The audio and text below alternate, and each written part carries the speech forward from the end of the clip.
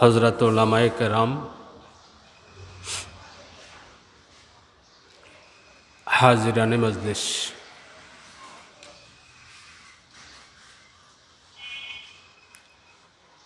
আপনারা ইতিমধ্যে এই ঐতিহ্যবাহী মাদ্রাসার প্রিন্সিপাল মহোদয়ের কাছ থেকে শুনেছেন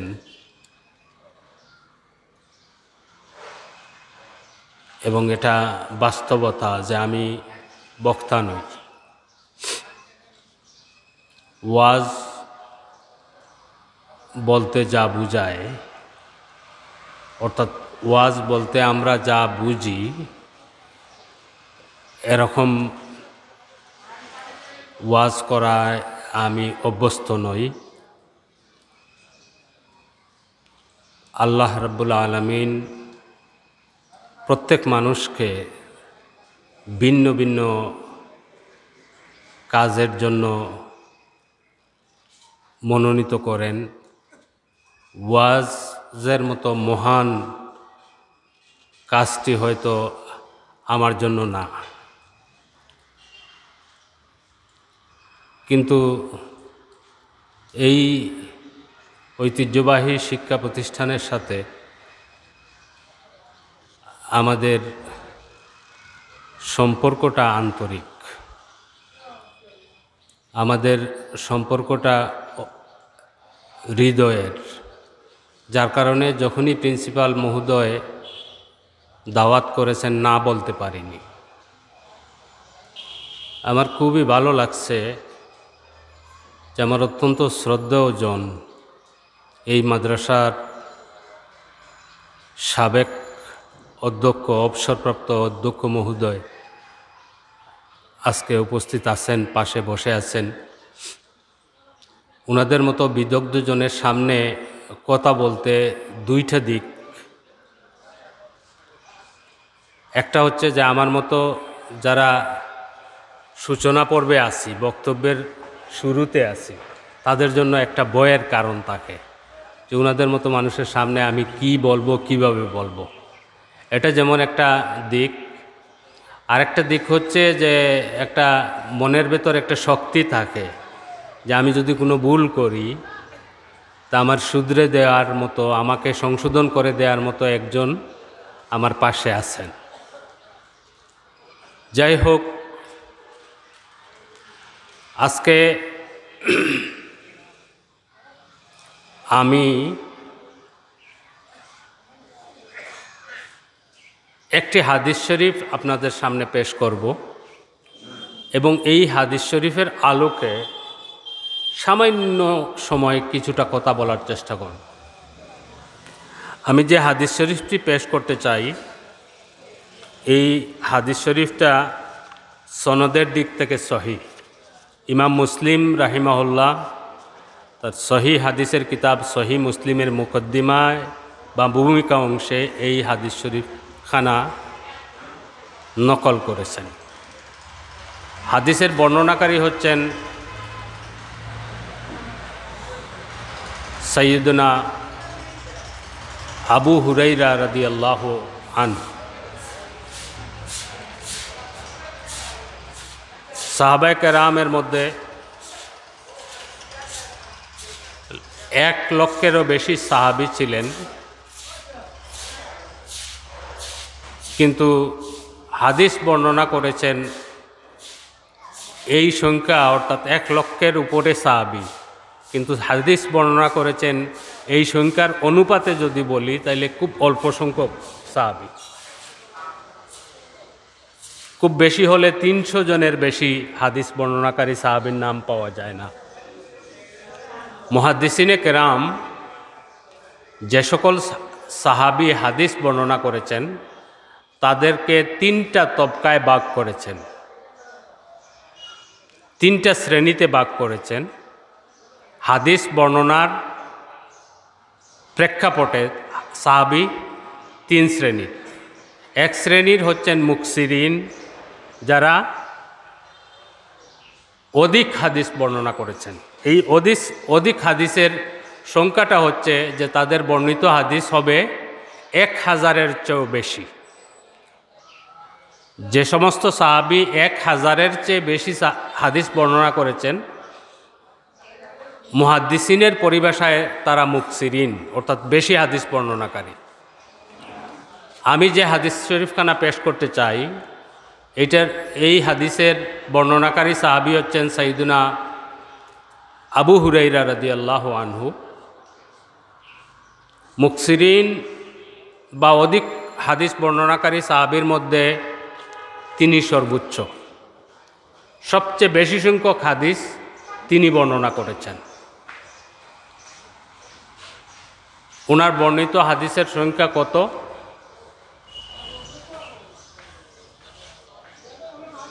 জি, 5374। আলহামদুলিল্লাহ। অন্তত এক ভাই এই মজলিসে বলেছেন 5374। তবে আপনার সাথে আমি একটা জিনিস অ্যাড করতে চাই। আবু হুরায়রা রাদিয়াল্লাহু আনহু কর্তৃক বর্ণিত হাদিসের সংখ্যা নিয়ে 3টা অপিনিয়ন আছে, 3টা মত আছে। 5373 একটা মত আছে, 5374 একটা মত আছে, 5375 একটা মত আছে। সুতরাং একটা সংখ্যা বেশ কম। যাই হোক,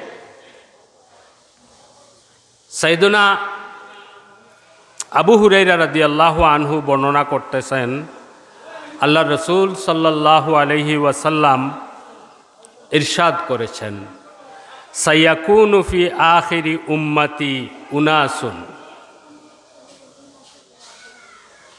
ইউহাদ্দিসুনাকুম মা লাম তাসমাউ আনতুম ওয়ালা আবাউকুম ফাইয়াকুম ওয়া ইয়াহুম আও কামা ক্বালা আলাইহিস সালাতু ওয়াসসালাম। এই হাদিস শরীফখানায় আল্লাহ রসুল কি বলেছেন যে আমার উম্মতের মধ্যে আখেরি জামানায় এমন কিছু মানুষের আবির্ভাব হবে, এমন কিছু মানুষ আসবে যারা এমন কিছু বর্ণনা করবে, এমন কিছু বয়ান করবে যেটি তোমরাও শুনো নাই, তোমাদের বাপদাদারাও শুনে নাই।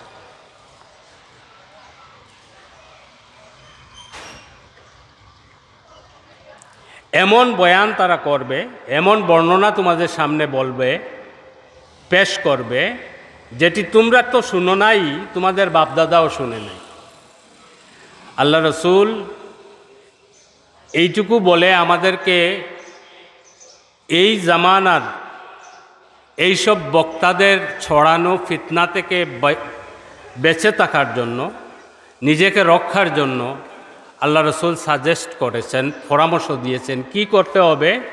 ফাইয়াকুম ওয়া ইয়াহুম, তোমরা এদের থেকে দূরে থাকবে এবং তাদেরকেও তোমাদের থেকে দূরে রাখবে। অর্থাৎ এইসব আজগুবি বয়ান যারা করবে, যেসব বয়ান আমরা নিজেরা শুনি নাই, আমাদের বাপদাদাও শুনেন নাই, এসব বয়ান যারা করবে, এইসব বক্তার থেকে নিজেকে দূরে রাখতে হবে এবং তাদেরকেও আমাদের সাথে মিশতে দেব না। এটা হচ্ছে আল্লাহ রসুলের পরামর্শ।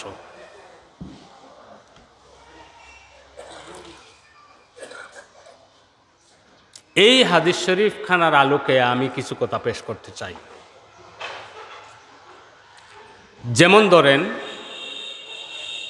আরবিক ক্যালেন্ডার মতো এখন কোন মাস চলতেছে? রজব শেষ পর্যায়ে। সামনে কোন মাস আসতেছে? শাবান আল মুআজ্জাম। আপনারা যারা একটু সচেতন আছেন, আপনারা জানেন যে শাবান আসলে শাবানের প্রথম পক্ষ, অর্থাৎ প্রথম 15 দিনের শুরুতেই আমাদের দেশে ইলেকট্রনিক্স মিডিয়া, প্রিন্ট মিডিয়া এবং সামাজিক যোগাযোগ মাধ্যম যেগুলো অ্যাভেইলেবল এখন আছে, যেমন ইউটিউব, ফেসবুক, টুইটার ইত্যাদি ইত্যাদি যা আছে সবগুলোতেই একটা বক্তব্য খুব বেশি চলে। সেটা কি? যে শবে বরাত বলতে শরীয়তে কিছু নেই, শবে বরাত বলতে কোনো জিনিস নেই, কোনো বিষয় নেই। এইসব বক্তব্য বা লেখালেখি আপনাদের চোখে পড়ে বিগত কয়েক বছর থেকে? 10-15 বছর, সর্বোচ্চ 15 বছর হবে, এর আগে এগুলো শোনা যেত না। তো আমরা তো আল্লাহ রসুলের একটা গাইডেন্স, একটা নির্দেশনা পেয়েছি যে আখেরি জামানায় এমন কিছু মানুষ আসবে, এমন কিছু বক্তব্য রাখবে, এমন কিছু লেখবে যেগুলো আমরা শুনি নাই, আমাদের বাপদাদাও শুনেন নাই।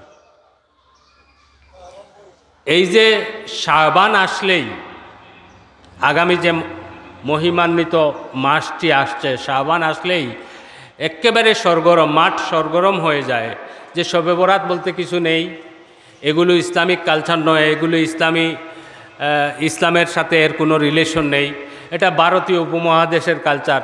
বড়জোর কেউ কেউ আরেকটু দূরে নেন যে এটা পার্সিয়ান কালচার, পার্সিয়ান অগ্নিপূজারীদের কাছ থেকে এগুলো আমদানি হয়েছে। মূলত শরীয়তে শবে বরাত বলে কিছু নেই। আশ্চর্য হতে হয় এইসব বক্তার অমূলক এইসব কথায়। এবং সবচেয়ে আশ্চর্য যেটা, সেটা হচ্ছে যে সবচেয়ে অবাক করা কাণ্ড যেটা, যে এইসব বক্তা এমন গুছিয়ে কথা বলতে পারে, এমন সুন্দর ভাষায় এমন কিছু যুক্তি পেশ করে যে যুক্তির কাছে আমাদের সাধারণ শিক্ষিত মানুষ খুব সহজেই ধরা খেয়ে যান। যে এত সুন্দর কথা, হুজুর এত সুন্দর করে বলতেছে, হুজুর এত সুন্দর যুক্তি পেশ করতেছেন, এটা না মেনে উপায় থাকে না। কিন্তু এই শবে বরাতের প্রসঙ্গে আমি বলতে চাই যে যারা দাবি করেন শবে বরাত বলে শরীয়তে কিছু নেই, কোরআন হাদিসে শবে বরাতের ভিত্তি নেই,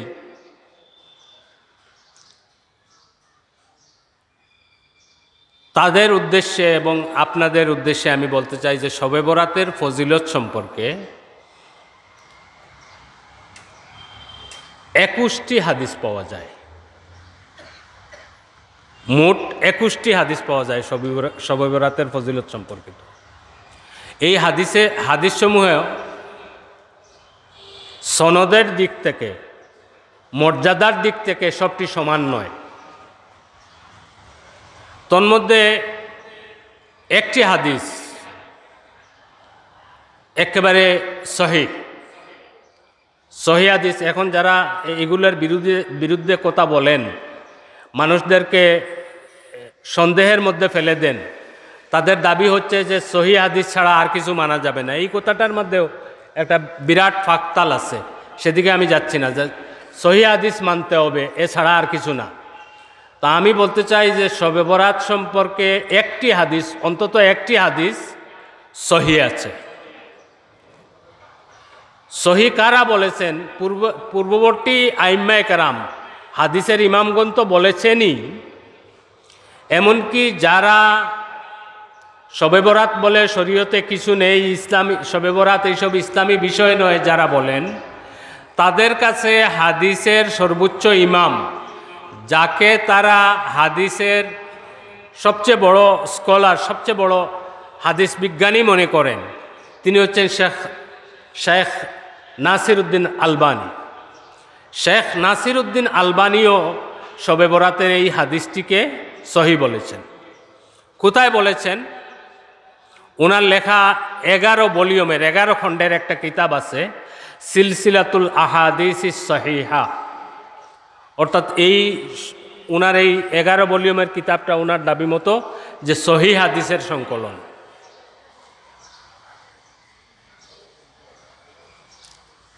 এই কিতাবের 3 নম্বর খণ্ডের 135 নম্বর পৃষ্ঠায় শেখ আলবানী একটা শিরোনাম করেছেন। শিরোনামটা হচ্ছে মা সাহহা ফি লাইলাতিন নিসফ, অর্থাৎ শবে বরাত সম্পর্কে যা সহিহ। মা সাহহা ফি লাইলাতিন নিসফ, এই শিরোনামের অধীনে উনি একটা হাদিস পেশ করেছেন। হাদিস পেশ করে এই হাদিসের সনদ সম্পর্কে উনি দীর্ঘ 2-3 পৃষ্ঠা ব্যাপী দীর্ঘ আলোচনা করেছেন। একেবারে শেষ দিকে গিয়ে যেটা বলেছেন যে এই হাদিসটার সনদ সম্পর্কে উনার শেষ সিদ্ধান্তটা হচ্ছে সহিহুন বিলা রাইবিন। এক্স্যাক্টলি উনার ওয়ার্ডিংটা হচ্ছে যে এই হাদিসটা সহিহুন বিলা রাইবিন। বিলা রাইব মানে নিঃসন্দেহে, এই হাদিসটা নিঃসন্দেহে সহিহ। এটা হচ্ছে শেখ আলবানীর অভিমত। এখন আমাদের কাছে প্রশ্ন জাগে যে শেখ আলবানীর যেসব অনুসারী আমাদের দেশে, আমাদের সাধারণ সরল প্রাণ মুসলমানদেরকে শবে বরাত বলে কিছু নেই, এগুলো পার্সিয়ান কালচার, এগুলো ভারতীয় উপমহাদেশের ইন্ডিয়ান কালচার, এইসব বলে আমাদের মানুষদেরকে যে কনফিউজ করেন, সন্দেহের মধ্যে ফেলেন, এটা কতটুকু তাদের এইসবের কতটুকু ভিত্তি আছে? হযরত হাজিরিন, প্রসঙ্গক্রমে আমি একটা কথা বলতে চাই, সেটি হচ্ছে যে শবে বরাত বা এই সমস্ত কিছু বিষয় কেন্দ্রিক আমাদের স্থানীয় সংস্কৃতির প্রভাবে কিছু অনৈসলামিক বিষয় ঢুকে পড়েছে। যেমন উদাহরণ, শবে বরাত উপলক্ষে আমরাও ছোটোবেলা দেখেছি যে গড় দুয়ার অহেতুক মোমবাতি প্রজ্বলন করা হয়।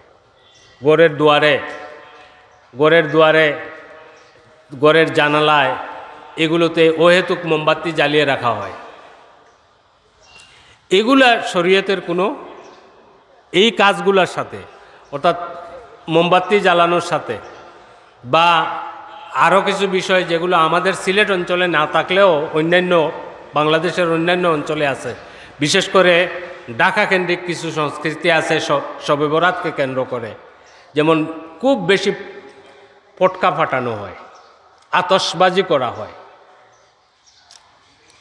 এগুলো যে শরীয়ত এলাও করবে না, এগুলো যে শরীয়ত অনুমোদন করবে না, এটা জানার জন্য খুব বড় আলিম হওয়ার দরকার আছে। যে পটকা ফোটানো, আতশবাজি করা, খামোখা মোমবাতি জ্বালানো যেখানে প্রয়োজন নেই, পুরা জানালা জুড়ে একটার পর একটা মোমবাতি জ্বালিয়ে দিল কেউ, এগুলা যে শরীয়ত অনুমোদন করবে না, এগুলা যে ইসরাফ, প্রয়োজনের অতিরিক্ত খরচ করা, এগুলা জানার জন্য খুব বড় আলিম হওয়ার দরকার নেই। কিন্তু এইসব বিষয় আমাদের সমাজে ছিল। এখন অবশ্য আস্তে আস্তে এগুলা আগের মতো আর দেখি না। আমরা ছোটোবেলাও যেটুকু দেখেছি এগুলো আর দেখি না। যাই হোক, এই যে আমাদের স্থানীয় সংস্কৃতির প্রভাবে শবে বরাত কেন্দ্রিক বা এইসব বিষয় কেন্দ্রিক কিছু অনইসলামিক বিষয় ঢুকে পড়েছে, এইগুলার কারণে আপনি মূল বিষয়টাকে তো আর অস্বীকার করতে পারেন না, যেটা সহিহ হাদিসে আছে। সহিহ হাদিসে কি আছে? শবে বরাতের ফজিলত সম্পর্কে আল্লাহ রসুল বলতেছেন যে এটা এমন একটা রাত, যে রাতে আল্লাহ রাব্বুল আলামিন তার বান্দাদেরকে ব্যাপকভাবে, ঢালাওভাবে ক্ষমা করে দেন। কেবল 2 শ্রেণীর মানুষকে ক্ষমা করেন না। এর এক শ্রেণী হচ্ছে মুশরিক, যারা কোনো না কোনোভাবে শিরকের সাথে জড়িত আছে। এমন মানুষ যারা কোনো না কোনোভাবে শিরকে আকবর হোক, শিরকে আসগর হোক, এগুলা ইলমি বিষয়ে আমি এদিকে যাব না, আমার ইলমের দৌড় এতটুকু নেই। শিরকে আকবর হোক, শিরকে আসগর হোক, শিরকের সাথে যারা জড়িত তাদেরকে আল্লাহ ক্ষমা করবেন না। আর আরেকটা শ্রেণী আল্লাহ রসুল মেনশন করে দিয়েছেন, মুশাহিন। মুশাহিন হচ্ছে যে অন্যের প্রতি, যে মানুষটা মনের গভীরে অন্যের প্রতি হিংসা পোষণ করে, হিংসুক। এই 2 শ্রেণীর মানুষ ছাড়া সব মানুষদেরকে আল্লাহ পাক ক্ষমা করে দেন। আজকালকে মানে গত 3-4 বছর থেকে একটা জিনিস কেউ কেউ লিখতেছেন বা কেউ কেউ বলতেছেন যে দেখেন এটা এই হাদিস সহি, এটা ঠিক আছে, কিন্তু এই হাদিসে বলা হয়েছে যে আল্লাহ রাব্বুল আলামিন মুশরিক এবং মুশাহিন হিংসুক ছাড়া সবাইকে ক্ষমা করে দেন। কিন্তু আপনারা কোথায় পেলেন যে সারা রাত জেগে থাকতে হবে, সারা রাত বন্দেগি করতে হবে, সারা রাত নফল ইবাদত করবেন? এগুলো কোথায় পেলেন? এগুলো তো হাদিসে নেই। এইসব কথাবার্তা বলে আমাদেরকে আরও বেশি সন্দেহে ফেলে দেওয়া হচ্ছে। দেখেন, কোরআন এবং হাদিসে সব কাজ ইন ডিটেলস থাকে না, বিস্তারিত থাকে না, কিন্তু হাদিসের বিশেষজ্ঞ আইম্মাগণ এই হাদিসের আলোকে আমাদেরকে পথ বাতলে দেন। যেমন ধরুন, আজকাল দাবি করা হচ্ছে যে শবে বরাতের পুরা রাত জেগে থাকা এটার কোনো ভিত্তি নেই, মসজিদে একত্র হয়ে সবাই মিলে দোয়া দুরুদ করা এগুলো ঠিক নয়, এগুলো বেদাত। মাআযাল্লাহ, একজন ইমামের উক্তি পেশ করেই আমি আমার কথা এখানেই শেষ করব। ইমাম বুখারী রাহিমাহুল্লাহ, মুসলমান মাত্রই আমরা জানি যে ইমাম বুখারী সংকলিত হাদিসের কিতাব সহিহ আল বুখারী যেটা, সেটা কালামুল্লাহ অর্থাৎ কোরআন শরীফের পরে আল্লাহর জমিনে আসমানের নিচে সবচেয়ে বিশুদ্ধতম কিতাব। ইমাম বুখারী যে সমস্ত উস্তাদগণের কাছ থেকে হাদিস শিক্ষা করেছেন, তন্মধ্যে সবচেয়ে বিখ্যাত যে কয়েকজন উস্তাদ, এদের মধ্যে একজন হচ্ছেন ইমাম ইসহাক বিন রাহুইয়া। ইমাম ইসহাক বিন রাহুইয়ার অভিমত হচ্ছে যে শবে বরাতে সারা রাত জেগে থাকা এবং মসজিদে একত্রিত হয়ে নফল বন্দেগি করা এটা বেদাত নয়। এটা এই বক্তব্যটা হচ্ছে, এই অভিমতটা হচ্ছে ইমাম বুখারীর হাদিসের উস্তাদ ইমাম ইসহাক বিন রাহুইয়া। এখন আমি আপনাদের উদ্দেশ্যে একটা প্রশ্ন রেখেই এবং আপনাদের কাছ থেকে উত্তর জেনেই আমার কথা শেষ করে দেব।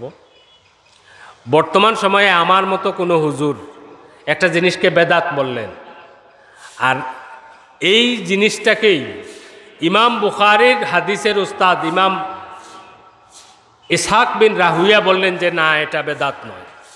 কার কথাকে আপনারা মানবেন? বর্তমান সময়ে আমার মতো কোনো হুজুরের, না ইমাম ইসহাক বিন রাহুইয়ার? কার কথা? ইমাম বুখারীর উস্তাদের কথাই আমাদেরকে মানতে হবে। কারণ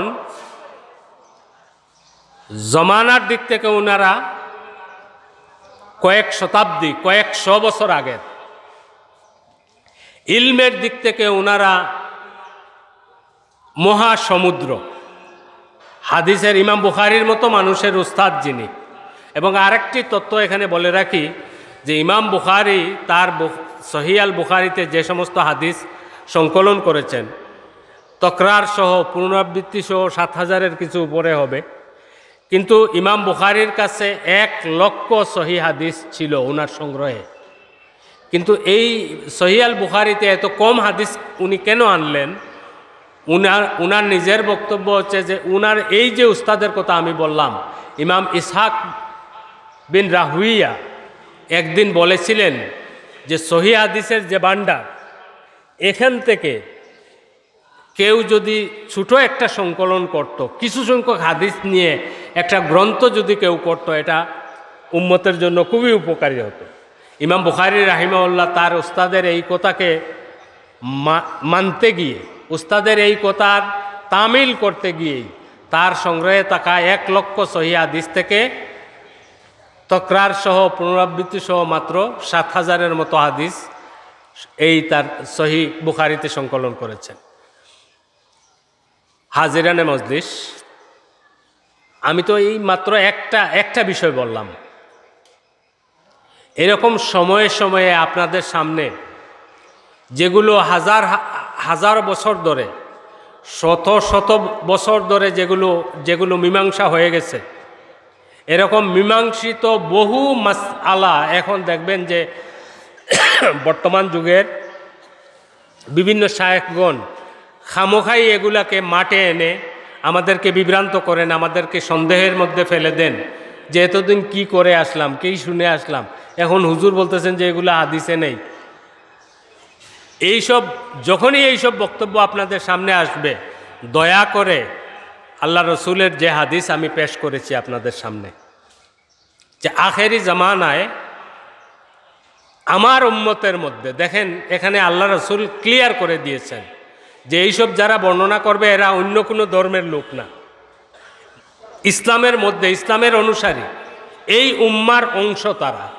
আল্লাহ রসুল বলছেন যে সায়াকুনু ফি আখিরি উম্মতি, আমার উম্মতের আখিরি সময় যখন আসবে তখন এমন কিছু মানুষ আসবে যারা ভিত্তিহীন এমন কিছু বক্তব্য রাখবে, এমন কিছু বয়ান পেশ করবে, এমন কিছু বর্ণনা সামনে নিয়ে আসবে যেগুলো তোমরা শুনো নাই, তোমাদের বাপদাদাও শুনে নাই।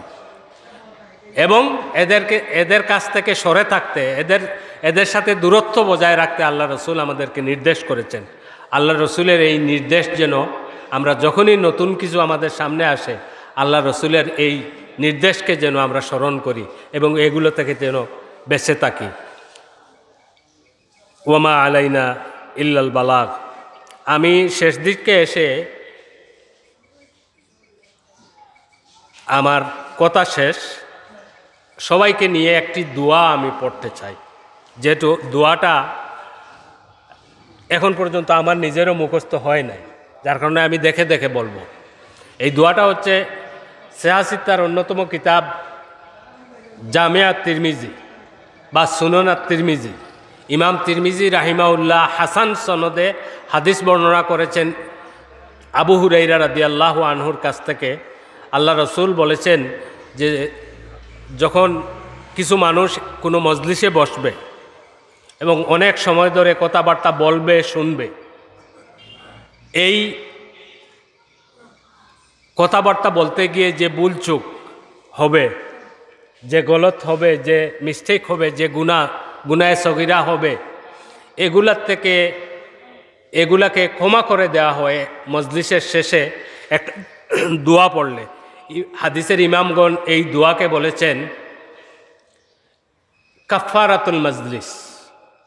মজলিসের কাফফারা হয় এই দোয়া পড়লে, অর্থাৎ মজলিসে বসাকালীন আমরা যে ভুল বেয়াদবি করেছি, এরকম আমাদের মধ্যে কেউ আসি, বক্তা অথবা শ্রোতা, এরকম কেউ আসি যে আমি এই যে সময়টা এখানে বসেছি আমার দ্বারা কোনো ভুল হয় নাই, এই দাবি আমি করতে পারবো না। কারণ ভুল শুধু যে আমি জবান দিয়ে হবে, হাত দিয়ে হবে এমন না, চিন্তার দিক থেকেও ভুল হতে পারে, চিন্তার দিক থেকেও গুনায়ে সগীরা হতে পারে। সুতরাং আল্লাহ রসুলের শিখিয়ে দেয়া দোয়া যেটা, যে মজলিসে বসে কোনো ভুল ভ্রান্তি হলে মজলিস ত্যাগের আগে, মজলিস শেষ করার আগে এই দোয়াটি পড়লে আল্লাহ রসুল বলেছেন যে এই মজলিসে বসাকালীন যত গুনাহ হয়েছে আল্লাহ রাব্বুল আলামিন ক্ষমা করে দেবেন। দোয়াটি হচ্ছে, আমরা যেন সবাই বলি, সুবহানাকা আল্লাহুম্মা ওয়া বিহামদিকা আশহাদু আল্লা ইলাহা ইল্লা আনতা আস্তাগফিরুকা ওয়া আতুবু ইলাইক ওয়া মা আলাইনা ইল্লাল বালাগ। আসসালামু আলাইকুম ওয়া রাহমাতুল্লাহ।